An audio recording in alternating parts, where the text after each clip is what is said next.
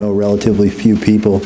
And while I'd like to believe that the turnout means that we really have few concerns, I know that's not the case. Lots of people, lots of questions out there, but at the same time, there's a lot going on for people. Nonetheless, I'm grateful to all of you who have come tonight, and I'm really grateful to a wonderful group who will present, and I'm going to ask Sharon Russell in one moment to introduce them, but how many of you had good breaks? Right? So this is sort of, as we come back, an important piece as we move forward, but that the most important thing, remembering that looking out for our kids and letting them know just how much we love them. You'll hear from our presenters tonight just how important connection is in everything that we do. I could go on and on about that, but knowing the professionals we have here are as good as they are, I'm going to turn to our Director of Student Support, Sharon Russell, to introduce them. And let me say this as just before she does, I'm incredibly grateful to Sharon and to our entire team, and Judy and Trace and Adrian for the great job they've done within the school. And some people won't know it, but you'll hear from Terry tonight. She did a wonderful presentation for us. Was that yesterday? I know, it was Holy yesterday. Toledo. Yesterday for like all of our faculty and administrators, and Pace and Margaret Ann were here just before break and did a really thorough and wonderful job. Our hope tonight really is, one, to give you hope, but two, of course, to be able to answer questions and concerns. But prior to that piece, you'll get to hear Terry do a very short presentation about some things that are relevant specifically from this. Before I go on any further, Sharon Russell, our Director of Student Support. So welcome. I'll be brief and just let you know who our presenters are. On the far side, Dr. Margaret Ann Price, and she's one of our consulting psychiatrists. Dr. Pace Duckett, another one of our consultant psychiatrists. That's just our personal consultant. Right. And Dr. Terry Erbacher is a school psychologist, licensed psychologist, professor. She does a lot of trainings on suicide prevention, intervention, postvention.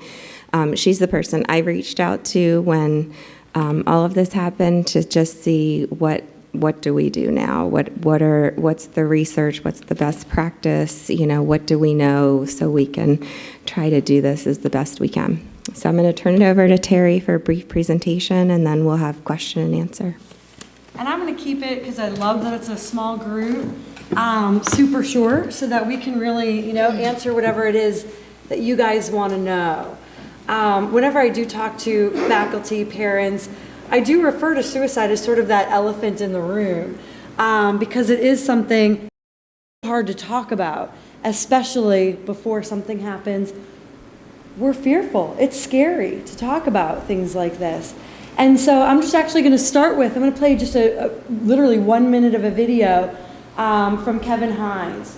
Kevin Hines is a gentleman who wrote a book called Cracked Not Broken, and he did attempt suicide.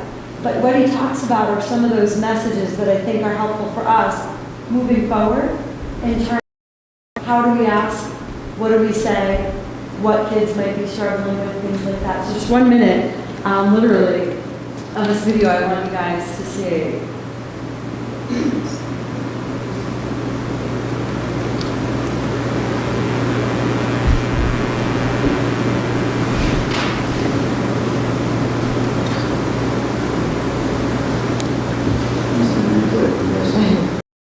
Yeah, right?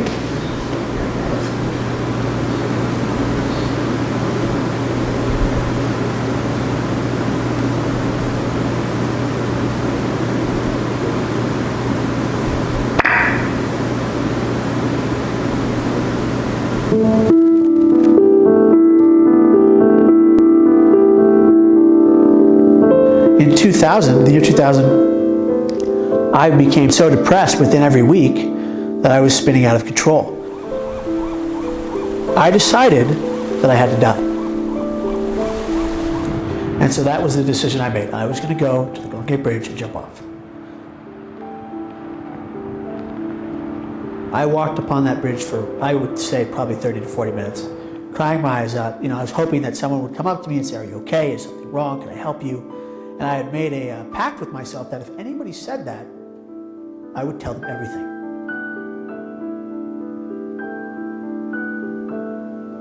I was so shameful that I couldn't speak out to anyone the pain I was in. Thus, I ended up leaping off that bridge. And at the moment of free fall, I said, God, please save me. I don't want to die.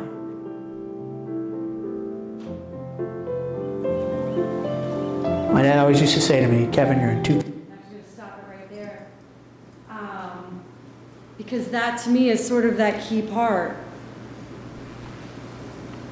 I don't want to die. If one person had said, are you okay? Can I help you?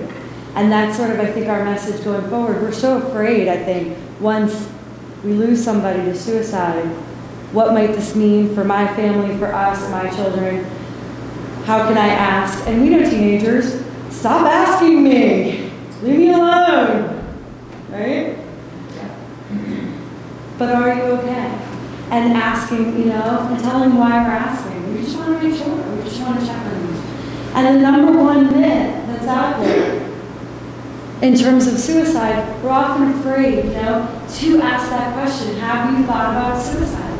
We'll give them the idea. We'll plant the idea in their head. And what we find over and over from kids is that by asking them about suicide, that this is a myth, but asking about suicide lets them know we're open to talking about it. But yeah, we're scared too, and we can tell them that. It is scary for us to ask you this. But by asking it, asking them that question, we're letting them know we're open to it. It's a safe space. We're willing to talk about it if there's something you need to talk about. And so kind of moving forward, I think that's just the message here. And if you want to just open it up, I told you to keep it really brief. So I don't want to talk at you.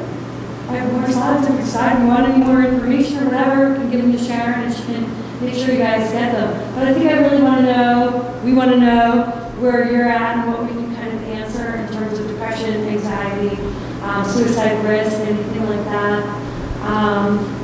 Where are you guys? Is there anything specific that you want to know about? Should we talk about just some of the warning signs? All right, let's do that. I'm going to kind of flip through some of these.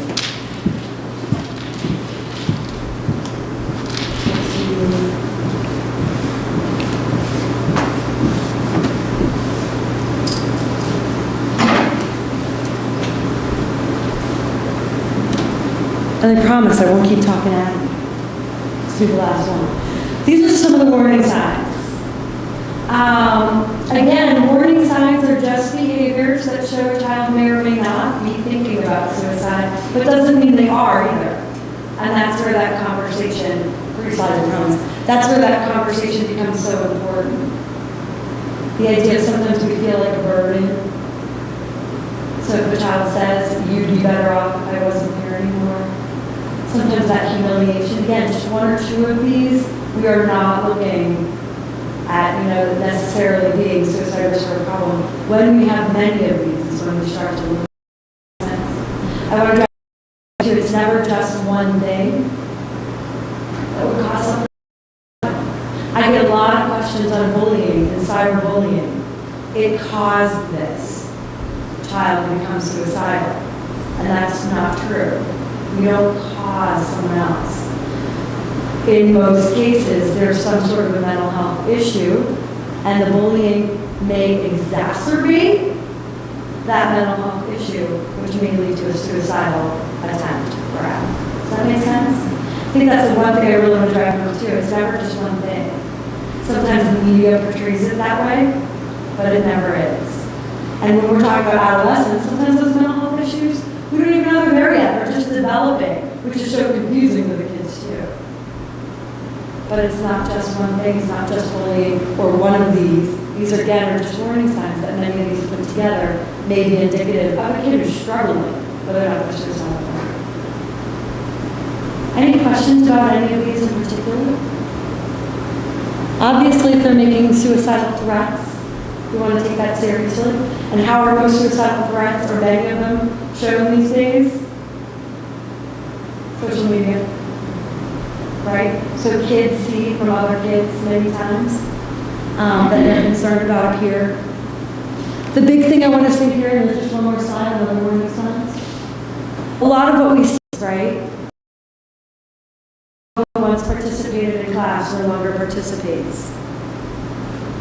A change in eating habits or sleeping habits. A change in activity level. I no longer want to do something on the weekend, so you know your kids, right? When you see some of those changes, that's when you say, hey, what's going on? Are you okay? Is it many of these changes that you probably realize coincide with things that may be not important, but less significant than suicide thought?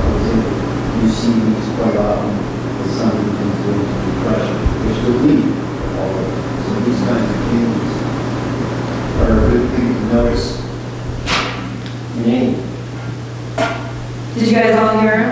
So basically what he's saying is note these changes. It might not mean we're suicidal, but maybe they're the beginnings of a depression or sadness that we want to catch early.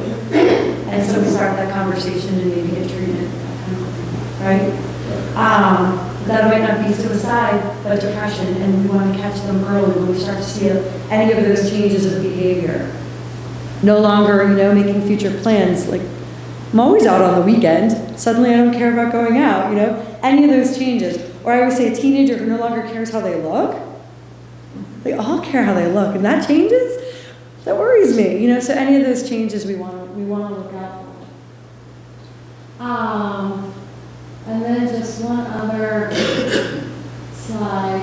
These are some of the things that kids may say.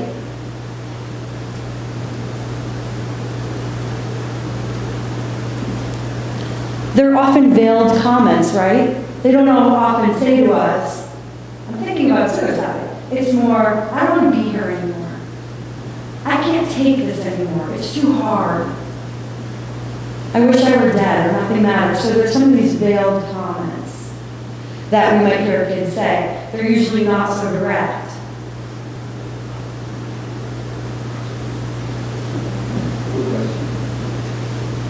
These are things that make you see.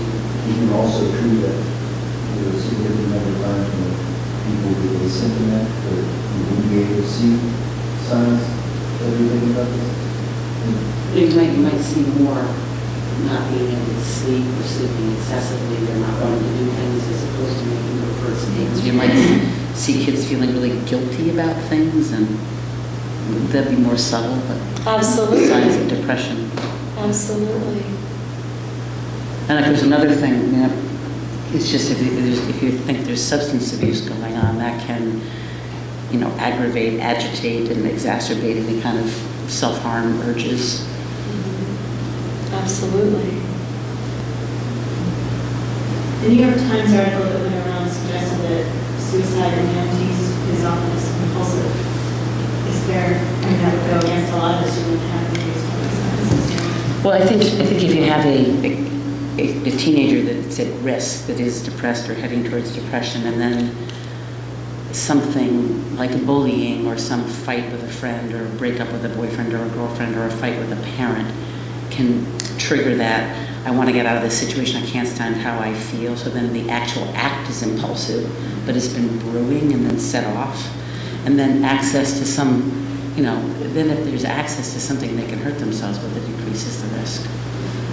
There can also be precursors to depression, low self-esteem, pre-existing anxiety, risk-taking activities, things that don't manifest as the full syndrome. And then as these adolescents who are really have not fully developed frontal lobes and brains, when they experience losses, things that they view as all or nothing experiences, running legally with something that seems too much for them to handle, then they feel trapped. And so the impulsive act can come, but it's not as if it comes out of nowhere. I think that's the key. It's just that there are aspects psychologically that don't manifest as a full-blown syndrome of depression. I had to debrief after that article because that was a little, it presented, many of the facts in there presented a little, I don't think even as the authors necessarily meant them, or the researchers were quoted, you know what I mean? Because yes, there could be these cases where the impulsivity as one of the warning signs, But that's, or it's under the risk factor, so it wouldn't have been up there. It can be a risk factor because it can exacerbate, again, it can be part of it. But it's never just one thing, and rarely do kids as the only option if there's no other, like we said, mental health issues or some other things brewing.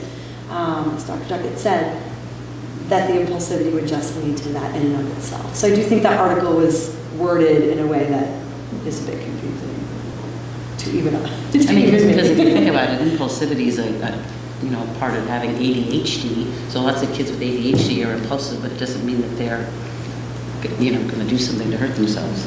Yeah. I think it's scary when we read that though, because that implies it could happen to anyone, anytime. And that's certainly not the message. In many cases, it is. Most cases, there's some mental health issue. And so that means also it's treatable. Mental health difficulties are treatable. And that's why it's so good to have staff, here, because it is. And that's, I think, the important part. Does that answer that? I just saw, it said, this is the face of depression. And I don't have, sorry, but I don't know if depression leads to suicidal turn, but we're all beautiful blonde girl, big smile, very popular, shows all these pictures. Shows all these pictures of her, popularity, and she was suffering depression. And so they said that this is the face of depression now. It's not the person that's quiet or... So you're torn. You're like, is my kid too happy? Is my kid not happy enough? It's just, am I asking, because every day I'm like, how are you? Are you okay? Are you, and is it too much to ask them every day? Like, everything okay? Because, if they're happy, you're like, oh no, now they're too happy, or... So there are two questions here one, right, is the face of depression change in such a way that it can manifest itself in our kids appearing happy when they're not? Two, and you do a great job of this. And then two, is it ever too much when we ask my kids, regardless of what they're, how they're feeling, what they're doing? Well, I'll try to take a stab at one or both of those. The first one, I think it's important to differentiate, and we in sort of psychology, psychiatry, try to differentiate between affect and mood. And the outward appearance of depression can really differ significantly in adolescents than adults. And so the concept that somebody can present in a way that doesn't look depressed and yet internally they are experiencing it, and if you ask them privately, away from their parents, away from their peers, they will come out with a more descriptive experience of themselves that is not always the same as how they appear. And they can even say, I can put on a face to the world that looks different. So it is important to try to have that conversation. In addition, I think when adolescents are non-communicative with parents, it's not always because they're trying to hold back. It's not that they don't love you; it's that they love you too much. Yeah. They don't want to hurt you with the things that are burdening them, and so it is important to ask. I don't think you can ask too much. It's how you ask. It's sort of how you present it. It's also when you ask. I mean, I think those kinds of questions are better asked when you're doing something else. I mean, the worst time to ask a question is when they get home from school and they've had enough. But I know when you were walking the dog or taking the trash out, some other kind of more casual. When your kids were babies or younger, they tell you stuff in the bathtub, right? So when they're kind of off guard, they might make a comment. But I don't think if somebody looks happy all the time and all the people that know them think that they're happy and they're not saying anything, that you need to worry that child is depressed and suicidal. I mean, you do see signs. Maybe they're on the internet talking to weird people, or they're changing their friend group, or there would be warning signs. Yeah, and just to add to that, I think, you know your kid best, right? And so you'll know if that is different than how they were, that they appear to be putting on that mask. Does that make sense?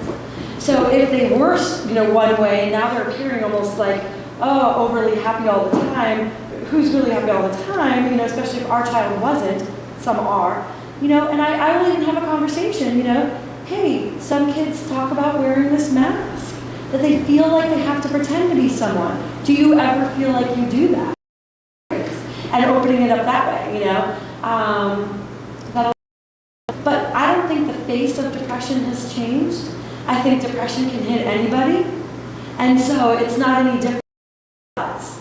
It's just we're becoming more aware of some of it, you know, with the internet too. It's like, well, I am depression, you know, but really anybody could be.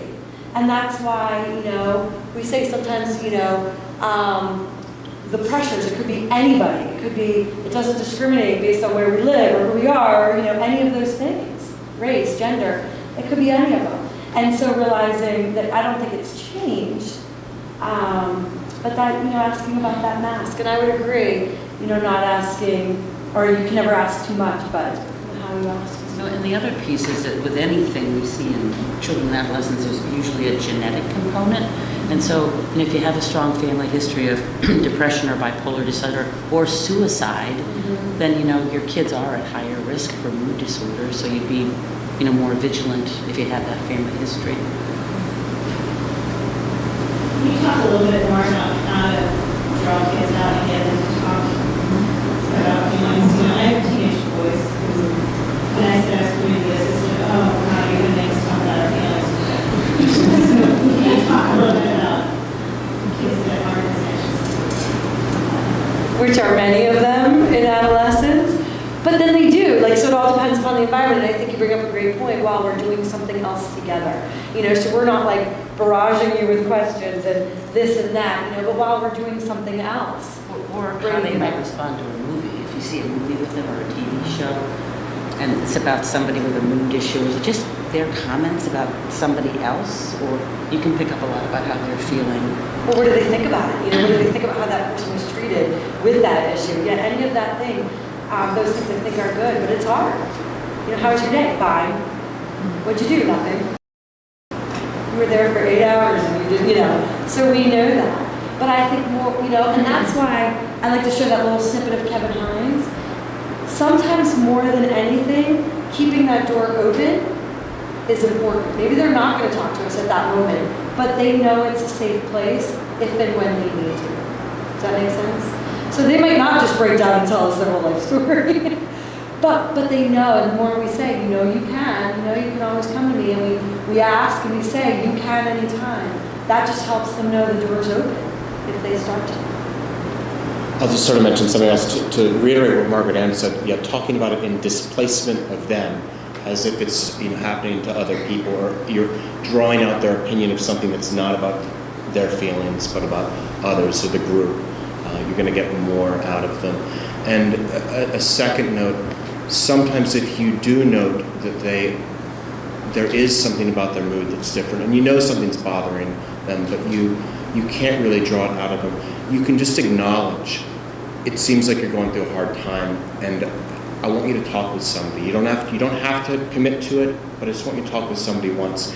And saying that to them opens the door that just sort of acknowledges it's okay to talk, and I'll give you space to do this outside of us, outside of the parents. And that's it's a really helpful thing, I think, for adolescents to have that space outside of their peers, outside of the home. And another way to get them to talk about it is, even if it was the right atmosphere, is to say, you know, are you worried about any of your friends? You think any of your friends are feeling down, depressed, or would want to hurt themselves? And let's say they say they are worried, and then I'd like to kind of play through, what would you do if one of your friends said they wanted to hurt themselves, and then kind of walk them through that step. And then they can talk about it with a little bit of distance, but I mean, hopefully they'd say to you, they would tell you if one of their friends hurt themselves.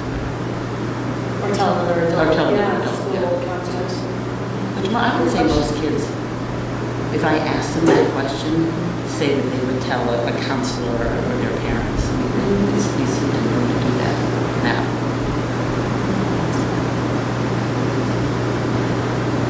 And all of our online, Facebook, Twitter, Instagram, all have ways to report if they're worried about a peer.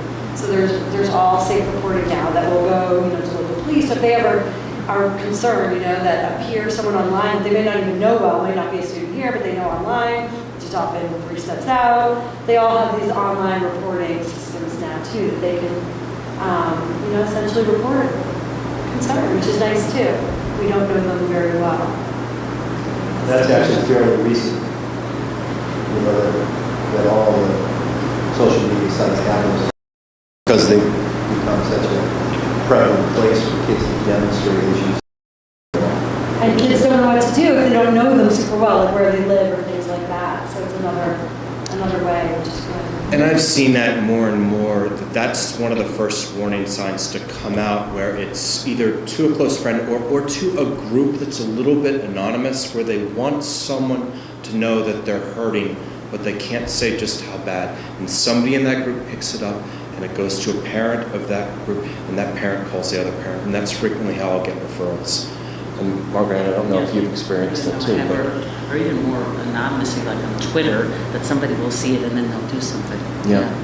Or they'll come to Sharon or to a school counselor, and the student will bring them to the school counselor's office. And rarely have I ever heard the student who was brought to that attention be angry at their friend. They're like, they did the right thing. I know that it should have, that this is sort of what the outcome was going to be. And they can say they would do the same thing. Yeah. Mm-hmm. Exactly. I think I'm sure it was on one of your slides, but something to watch out for is if your child has experienced some very humiliating event, that can be a real, adolescents, but none of us handle humiliation very well, but it's even harder when you're a teenager. So that can get sort of into self-loathing and just go into a very dark place. And it can be by a peer, a teacher, it can happen in any sort, or even online. Yeah, absolutely.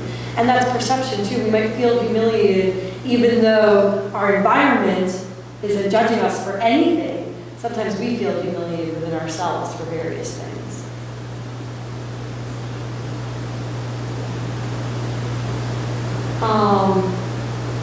And again, just some of those warning signs I like that we mentioned, these might be just early signs of depression, that fatigue, just not feeling like getting out of bed or doing anything. I think those are one of the major signs. We just lose that energy and that pleasure in the activities we used to get pleasure from.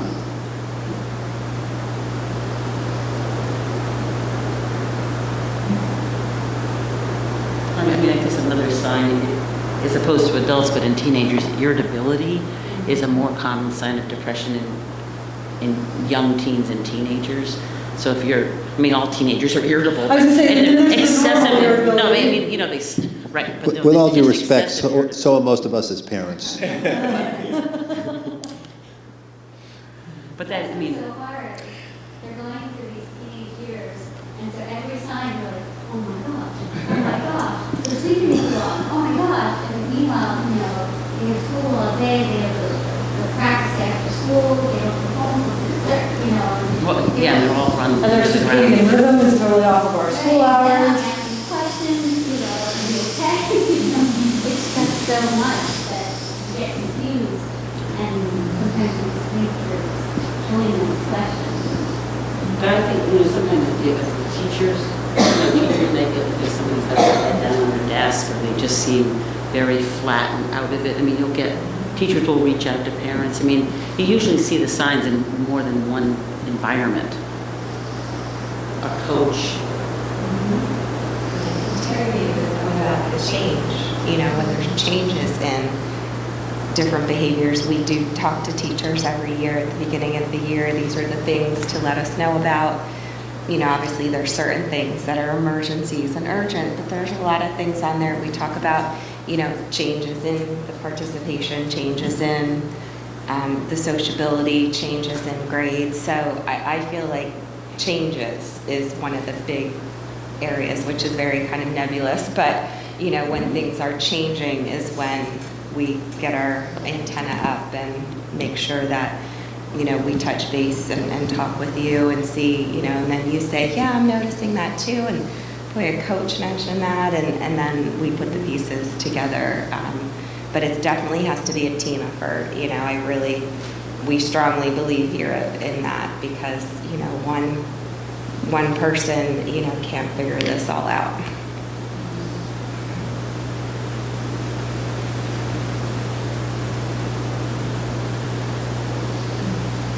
And I think then that's also when you look for some of the bigger warning signs, the comments that are really self-defeating and negative, and, you'd be better off if they were here feeling like a burden. Like some of those greater things we look out for too, for a little bit more of an emergency. But yeah, I think our teachers, your teachers, I don't know here today's, are really good at that. And so they'll know too, that there's something different, because we do see it at home a lot. Like there's always different. And we never quite know what to expect sometimes.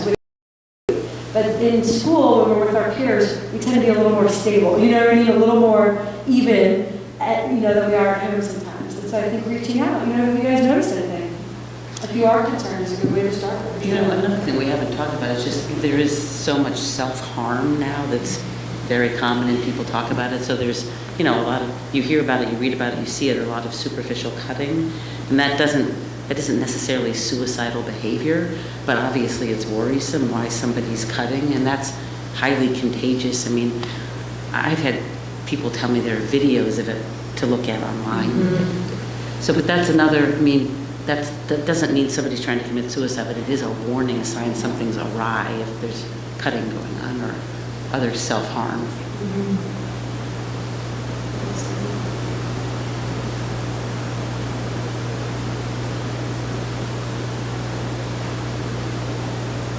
There's like a long-term history of not wanting to do anything, not wanting to weekends and not wanting to go to dance and not wanting to plan fast.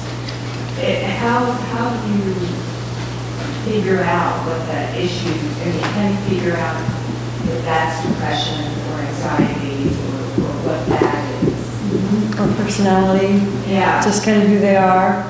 And that is, why don't they want to go? And sort of asking that question, But again, what we're most concerned about is if something's different, right? Because if they've been that way since they were then it might be more personality. Yeah. But yeah, just to expand on that, when I get that question sort of as a clinical consultation, that's the presenting problem. I look at what's underlying that, and you have to get all the developmental history from early on. To give you some examples, if somebody might have a high-functioning autistic disorder that may have been missed, they may not actually miss social contact. They may be perfectly fine being at home by themselves, and it's the parents who are worried. Why aren't they socializing? And we need to sort of understand it from the adolescent's perspective, versus somebody who has social anxiety, who doesn't know how to reach out and be included. And it's not that they don't want to; they want to, but they can't even express the want because it's too painful for them, versus someone who's depressed, who had wanted to, had engaged previously, and the motivation's not there, and there's losing that desire. So it's different differentials, and that's where I think a parent is going to have a lot harder time sort of understanding that, and so referring to somebody who can help tease that out would help. exactly, and then looking at all the other pieces, because sometimes if it's social anxiety, they're having trouble presenting to, and is it carrying over to some of these other things? So I think that point of looking at the full picture is always important. It's always part of just one piece. That makes sense. But I think absolutely referring out to, just have that conversation and get a feel for where the student's coming from or your child's coming from. It's always good. Did you have a follow-up question? Look like there's like a follow-up. Not yet. Okay. Think about it. If you could give us some kind of guidelines in terms of how to respond when you open up, you just like sad or something anymore, how to respond to that?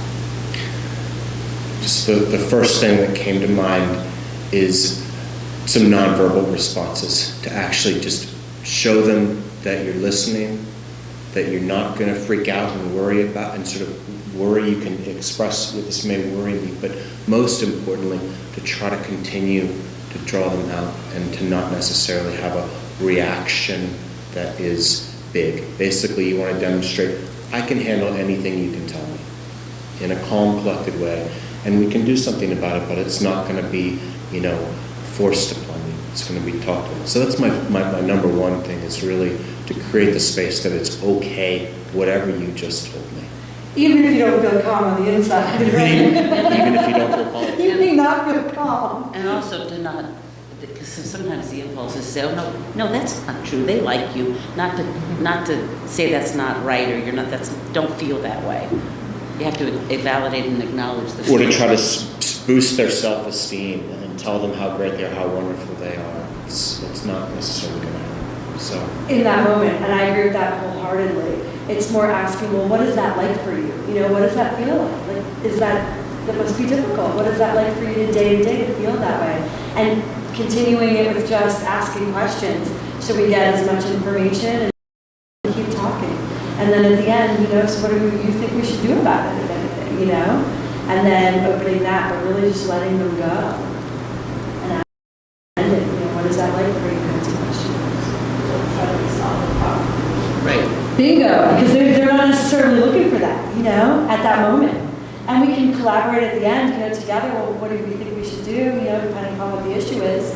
And, but yeah, not try to boost their esteem in that moment or solve the problem in that moment. or try to minimize the problem in a way that says, oh, it's just one friend who didn't invite you to, the party or the sleepover. These things can, I think, be really big for them, and so to sort of acknowledge it and really try to validate it. And I think we said earlier, sometimes kids won't share with us because they don't want to make us sad, And so letting them know, of course we're sad you feel this way, but we're not falling apart over it, And that's okay. A lot of times, too, when kids are feeling really down, they think they can handle it, Whatever the issue may be, oh, it'll go away. I can handle it. And that's why it's so important to ask, because they think it'll go away. They don't know, what depression is either, They're just kind of learning it if they're beginning to feel it. So they often think, they tell us, well, they thought it would get better on its own, or they thought they could handle it. So just again, I think keeping those doors open is wonderful. And I think too, one of the things that we've been doing a little here is just being really vigilant and good eavesdroppers. And it's really important that kids, forget when you're driving them in the back of the car. My advisory sitting in my office today, and if I was, and they talk and just really, because I think they do, especially in times when they're stress development, they will talk amongst themselves, and then they forget that you're there, and you can just, learn some important stuff.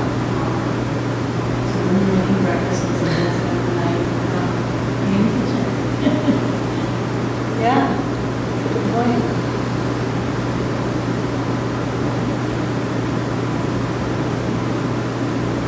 I guess the other thing, just sort of having them draw is to try not to have too much of,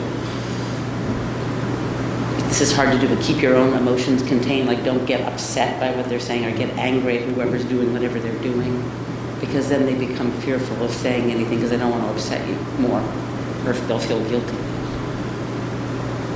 So a way to do a mental health physical. All kids go to a regular doctor once a year for regular supervision. Well, And they ask questions, but it's in a very brief period of time.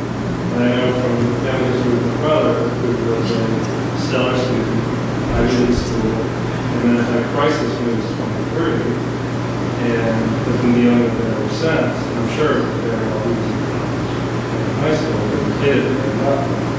And he never had the help when he needed that. So you feel like that. So it's a question of how you sort of, the parents are one thing, but the kids, as you say, what happened at school, and then you'll hear bits and things later and talk about it. This sort of service. Well, that's where I think multiple informants are helpful, because teachers may pick up subtle things, or a coach might hear an offhanded remark, or you have to be vigilant. And I think maybe we're more vigilant now than we were 20 years ago. And I think adolescent pediatricians are more, at least the ones we work with, they're more persistent and ask more questions. We get a lot of referrals from pediatricians, they see somebody in their office and they think their mood isn't okay, and then they'll make a referral. There's also been a movement towards some very brief questionnaires that the pediatricians can give out, and it's a little bit of kind of a space for the kids and adolescents to answer. They think almost anonymously. It's just a sheet, but it helps the pediatricians to pick. We'll get referrals through that too. Well, you probably get that when you go to yourself. I mean, when you go for your regular exam, your internist has these questions, are you being beaten? Are you, so I think just in general, practitioners are screening for mental health more. Definitely getting better at it. And schools are doing some, there is a movement to do more of a screening universally. We screen reading, we screen math. There is a movement to do some basic screenings. We've been talking about it, the pros and the cons, because, what are the cutoffs and things like that, and, but I think it's something that we'll continue to talk about. I'm just going to work some more with Terry, on some of the best practices. We have our SEED program, pre-K to 12, where we are talking about these issues once a week with every child throughout the whole school, not suicide specifically, but decision making and being socially and emotionally healthy. So there are places where, we could keep an eye out. We're just really weighing the pros and cons of some of those when we do our work, looking at our whole program. But it's a good question. And even, I'm just going to add this, but they have to, in the state of Pennsylvania, there was a grant, the Smith grant, where they are working even closer with pediatricians to get those screenings to even more of that, which is fantastic. So that hopefully soon every bit will just be natural. We'll know that it's a part. We'll get there. And Terry also worked on advocating for a law in Pennsylvania that all teachers have training starting in September of this year. Every teacher needs to have 4 hours. Yeah, every teacher of grades 6 through 12 has to have 4 hours of suicide prevention training every 5 years on what the warning signs are, what to do, all those kinds of things. So that's good, again, I always call teachers are my gatekeepers. Like, how do I know if a kid, might be struggling? And teachers are the ones who often see it first, because they might see that change, and they're the ones referring to other staff. To follow up on that, we had a comprehensive psychological and intellectual testing of 7th grade and 8th grade at Charles Board Education. And part of what we did in the testing was a personality testing, which I wasn't familiar with before. I thought that was very interesting. I don't know if Sharon could comment on that. Just an insight into my son and how we interact and maybe understand it and working. So. Yeah, I think I know I've said this to many people. I wish I could have testing on everybody, because I feel like it gives us a roadmap of cognitive, academic, personality, temperament. I love having that information in what I do, because it just helps me see the big picture. If somebody's really verbal, I know that we can have a conversation, but if someone's strengths are more nonverbal, some of the things we talked about, like doing something with them and, accessing their modality that way is so much more important. I'm just learning more about some of the personality testing. Schools don't tend to focus on a lot of it. I'm in a doctoral program and I'm learning a lot about the personality testing. So it's not completely an area of expertise, but it's something I'm learning more and more about, and I think it's always important for us to know in a standardized way how behavior happens, because I think a lot of times we say to teachers, oh, are they doing okay? They're okay, right? And the way we ask the question gets the answer we want, whereas when you ask things in a standardized way, has difficulty completing assignments, sometimes, often, always. It requires us to answer in a very specific way rather than just saying, he's completing his work, right? So I do see that those are really important ways of getting at information. And again, I would love to see comprehensive evaluations on every student, because I find the information really helpful. And I agree with you, but one piece of that testing that's always very helpful is the measures of cognitive flexibility, so that if given feedback, can they take it in and change their behavior, or are they very rigid? And that is helpful just in terms of doing therapy. Can somebody respond to feedback and shift or not? So again, that is very helpful. Can they think of very coping strategies if they have a problem? Or do they shut down? Yeah. It can also give you information where a student may be really an excellent student, but their traits of perfectionism. And it's that perfectionism that is actually going to be their Achilles heel later on. It sort of goes alongside the same lines that Margaret Ann was saying with flexibility. So it can give you invaluable information.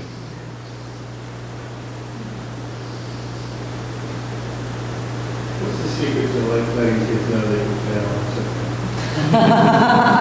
By example. Letting them fail. No, I Sure. know, but my daughter, who's only in 5th grade, has this perfectionist trait.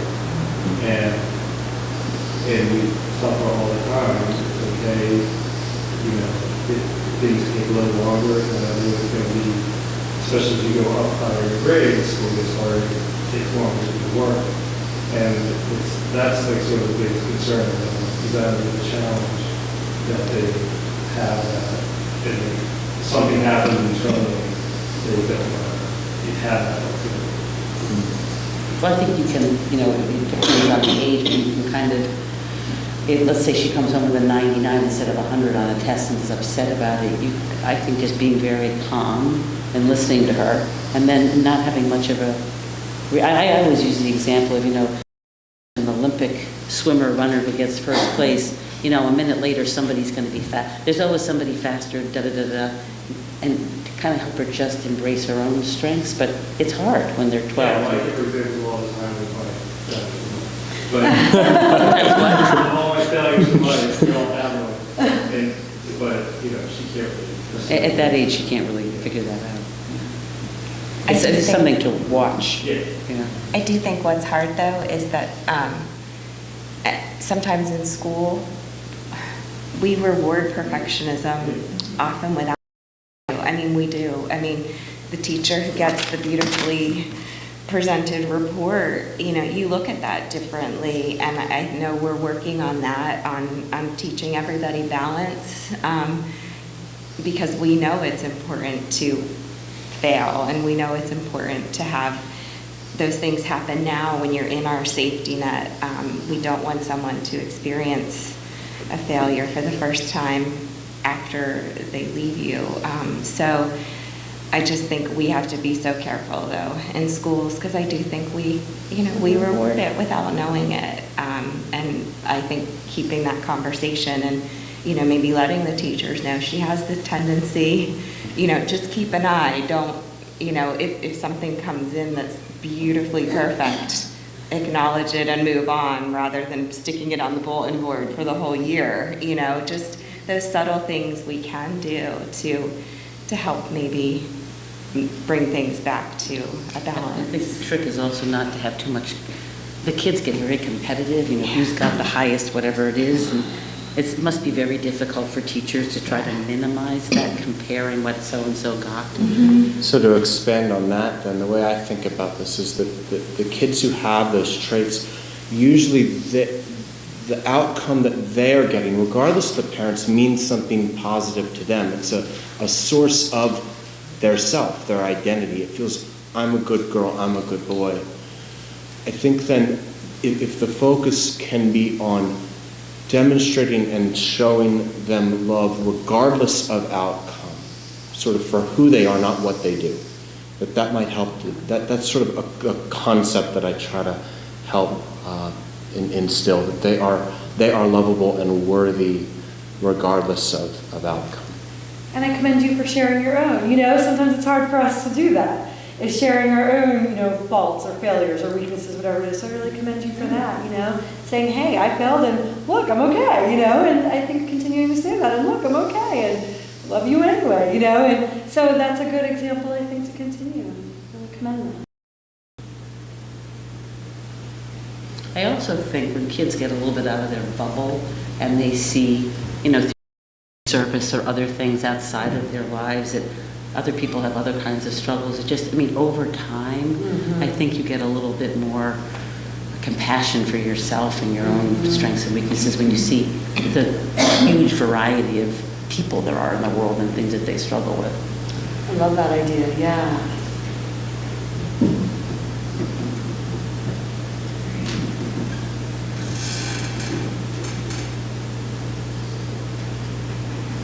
There's really your opportunity on anything.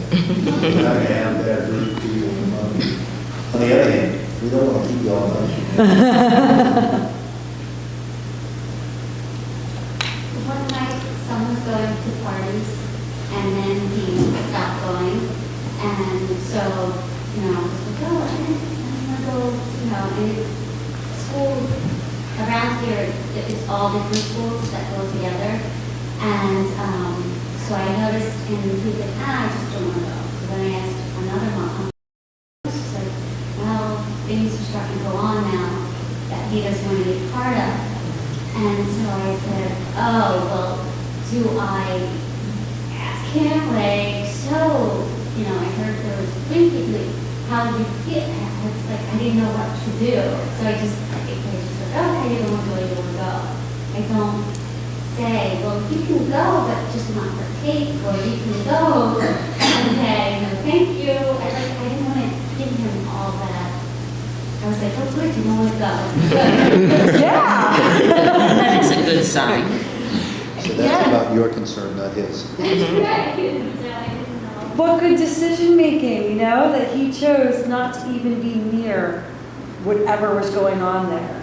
You know, I think that's great, and he made that choice. We didn't need to intervene, I right? didn't need to say, well, you can go, just say no, thank you, or. But he had already chosen not to go. You know, I don't think you need to say that because he probably, that they get scared if they go to that environment that the police will come, they'll be there. I mean, if Or he- peer pressure will yeah, happen. He knew he didn't want to be there, so I would just respect that. Yeah, I think it's. But I think there's a piece that you're getting at, which is, you know, I think from a parental standpoint, we'd all like to say you're making good choices and we support you. But I think there's also implicitly say without being permissive that says, this is a really hard decision. It's not that they don't want to go, it's that they're conflicted about going. And acknowledging that conflict is one of the best things you can do without saying, good for you for not going, or, you know, it's okay if you go drink. So I would acknowledge how difficult it is for them to make the decision, and that supports their better judgment choice. Follow on that. You have the equation for another parent, but I'm finding sometimes the kids will withdraw from things, and I'm not sure why, but I maybe think it's because they can't handle something that's happening, but it's not as concrete, you know, like there's drinking water, something like that. So when you're looking for things that are concerning, when do you trust that your kid is really just comfortable or not comfortable doing what's happening, or there's a problem? But I think it would be in more than one arena, like if they were just not going to, he would be withdrawing or she from other activities and not just the parties on the weekend. So, and I mean, I think some of those parties are pretty overwhelming and intimidating to a lot of the teenagers. So, I mean, and at some point they probably will tell you that they're uncomfortable with what's going on, I'm guessing. He actually didn't tell me about what mother, she said, well, you know, there's drinking going on at the previous school. Oh, really? And then the person at the party, and he chose not to go. But then there was another party at somebody else's, and he chose to go, which I thought was a bit odd. But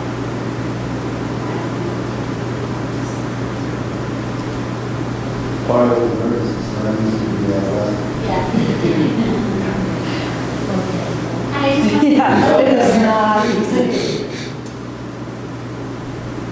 Can I just go back to the conversation we were having about trying to get kids to open up? And so you were talking about sort of finding what worked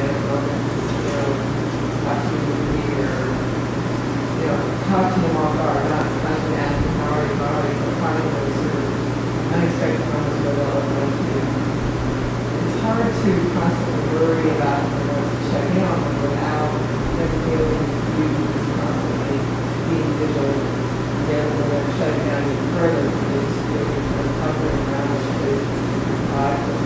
So I'm struggling with how to find those off-guard moments again. They're very few and far between, so trying to tackle that moment is a challenge. Are there other suggestions on how I guess maybe change our behavior as parents to be more approachable, or I don't know, maybe get to figure out how to lead it, but not letting go of that.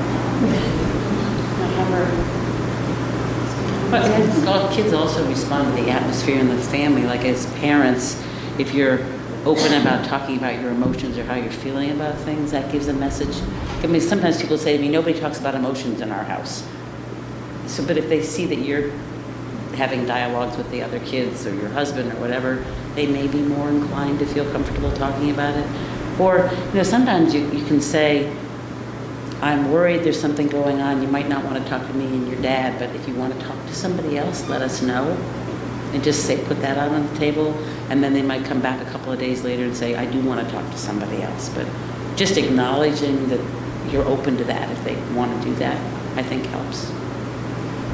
One of the panelists who was here from the Crisis Center the Tuesday, I think, before break, he talked about a ratio that he likes to have, that every child has 5 adults that they could feel comfortable speaking with. Terry talked to the teachers yesterday that 1 positive adult is often the thing that makes the difference for kids who are in distress. 5, I think, would be fabulous. Yeah. I was like, wow, 5 to 1, that would be really great. Between 1 and 5, if there's an aunt or a neighbor, even if it's not you, there's someone just that they're comfortable sharing with, we know that's a really positive protective factor for everybody, not just kids, for us too, to have that resource. It's actually one of the interventions that I'll sometimes do in my office is have a parent identify a teacher, a coach, a faculty member who they think could actually draw their kid into something positive and engage them. And I'll do it sometimes without the kid's awareness. And it can be really, really powerful to have a kid sort of brought into the theater group who's never ever, been in theater and sort of transform things. So it's an important thing. So you don't have to be talking to them, but you can help to facilitate an adult or somebody positive talking with them. And I think if I heard you right, you're also just wondering, even when they're not in crisis, just sort of day to day, building that conversation. Is that what you're sort of asking also? Yeah, and I think, like finding those opportunities is important. Sporting events, whatever it is we're doing, just, hey, did you see how that person reacted when they missed the ball? Like, what do you think about that? Little temper tantrum they threw, or whatever it is, like just, hey, and I think that modeling, like we said earlier, Dr. Price said, in terms of how that made me feel, and the more we just model that, we start to pay attention to our models, right? That, this happened at work today. I was really frustrated by that. Or my colleague told me that this happened.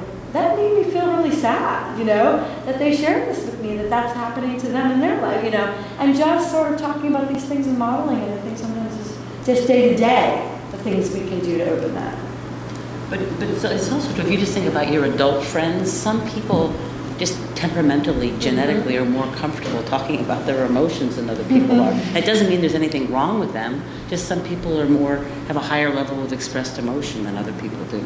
Absolutely. And the same thing with, social anxiety. Some people tend to be more introverted. It doesn't mean there's anything wrong with them. They just don't like socializing as much as others. So that's always the trick. Is it personality? Is this a personality, or is there something, really worrisome and pathologic? I just want to say this about the baby, because dinner time is really important in our house. That's just the time we all come together. That is valued at our house. There's no cell phones, nothing comes to the table. And it's just our time. Love it. Yeah. It's like the whole time of the day. Good for everybody. It is. It's good for everyone. It is. It's sometimes hard with sports and this and that, but absolutely. Yeah. Most nights we can do dinner together. Mm-hmm. And it gives you a chance to feel them without asking, if that makes sense. Right. You can really use your retina emotionally to get a sense, is there something going on? How's their body language? How's their communication with their sibling? You get it without having to ask. And rituals are so good for kids. There's a comfort in kind of the ritual of we do this every night together, you know, or every Tuesday is like pizza night, you know, game night, or whatever it is. Like those kinds of rituals are very comforting, you know, for kids. And it keeps us connected. Sharon mentioned that connection earlier, you know, feeling connected to our school, our family is so important. And having those rituals are so important to establishing that connection for kids. Even if we're not talking about our feelings during that time, we have that connection, and it's so important. That's great. Order to board. Anything else you guys kind of are wanting to know or have been thinking about? It's been brewing. There will be a group in the room right now. You mean like an online blog? Actually. And there are some handouts, if you didn't get them in the back. There's some brochures, there's some referral lists, some things about talking to kids. If you didn't see them, they're on the back. Some of them are the same if you were here at the daytime session, and some are new and different. So if you want any of those, pick them up. They're on the website. And if there are any questions, if there's anything you're concerned about with any of your students, you can always call me, send me an email. Judy in the lower school, Tracy in the middle school, Adrian in the upper school, Margaret, Tim, Shane. Sometimes people call me and they're confused as to who to talk to, because when we think about our systems, we have our division heads, deans, grade level coordinators, advisors, teacher. There's lots of people and they're like, I'm not sure who I should start with. And it's always fine to, you know, to start with me and I'll get you where you need to. But we have a lot of safety nets and we're really proud of that support that we have. So don't ever hesitate to reach out to one of those people and make sure that everyone has that connection and that supportive adult. Any last comments? Dr. Price or Dr. Price? Of course, I have to say no. Just most of our kids are resilient. So remember that. Like, we're talking about all these warning signs and all these fearful things and all these things we're worried about and we're scared but most of our kids are resilient and what they're going through is very normal, adolescence and teenager. Well, and I think if any of us think about what we were like as teenagers, I'm sure there were plenty of dark moments. Oh my goodness, right? Except there was no social media to prove it back then. Not many of us would choose to be middle school students. And please remember all the transitions that take place. And, you know, we didn't mention it, but quite often you see our kids begin to go through some of the changes and move and other things. But there are lots of hormones beginning to pop into their bodies and everything else in ways that we wish were not happening to us. So there's a lot going on. And most of it's normal. Yeah, and most of what they go through is normal, and they are resilient. And when they need help, we need and want to be there for each other. I want to thank Dr. Price and Dr. Leonard. Would you give them a round of applause? And I want to thank Sharon and the entire team. If you have any questions, if you have any concerns, please don't hesitate. And, go on. Yeah. Thank you.